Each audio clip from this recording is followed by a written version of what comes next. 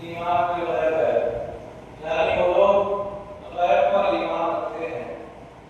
ईमान के माना लुग़त के अंदर आते हैं तस्लीम और तस्दीक करने के हैं, लेकिन शरीयत की इस्तिलाह में ईमान कहते हैं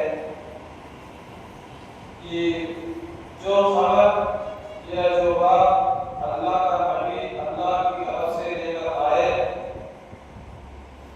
उसको नबी की सच्चाई के एतमाद और भरोसे पर दिल से कबूल करना और उसकी तस्दीक करना और उसका ज़बान से इक़रार करना, इसको ईमान कहते हैं। और उसकी ज़िद कुफ्र है, यानी दीन की कोई चीज़ या कोई खबर इसका ना मानना और इसका इनकार करना कुफ्र है। गैब से मुराद वो चीज़ है जिसको अल्लाह के नबी सल्लल्लाहु अलैहि वसल्लम ने बताया है, जैसे अल्लाह ताला की सात सिफ़ात, मलाइका, अंबिया, मुक़र्रबीन और पहली आसमानी किताबें, अहवाल बरज़ख, क़यामत की अलामतें,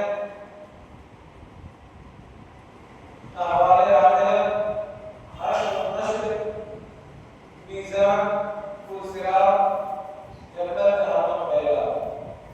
अलग़रज़ इस्लाम के अंदर ईमान बिल गैब की बहुत अहमियत है और यही मकरूह है।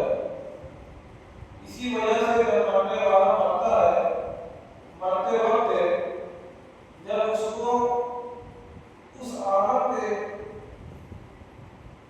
गैब चीज़ें मतलब फरिश्ते, अज़ाब और सवाब, इसी तरह जन्नत और जहन्नम के आसार दिखाई देने लगते हैं, उस वक्त उसका ईमान कबूल नहीं होता है, क्योंकि उसका ईमान बिल गैब नहीं होता।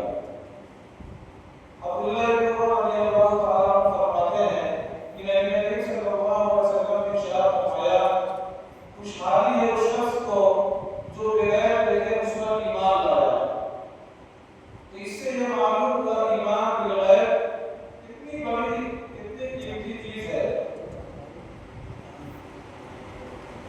इसीलिए अल्लाह ताला ने मुत्तकीन की पांचों सिफत में से जो पहली सिफत है ईमान बिल गैब को बयान फरमाया, और ये अकीदा की चीज़ है।